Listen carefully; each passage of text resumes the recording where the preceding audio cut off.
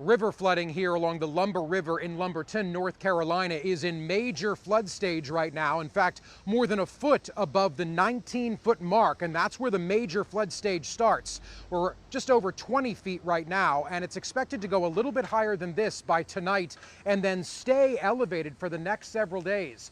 To put things into perspective, we're not talking about widespread flooding.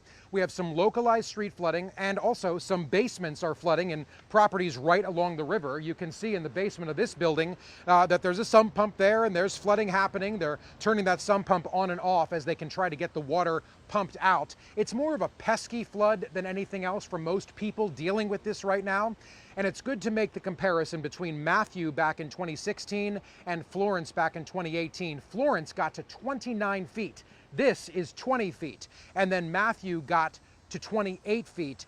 To put things into perspective, back then when the water gets that high, we would be well underwater right now, and more than 4,000 homes were underwater back in 2016 when Matthew flooding happened.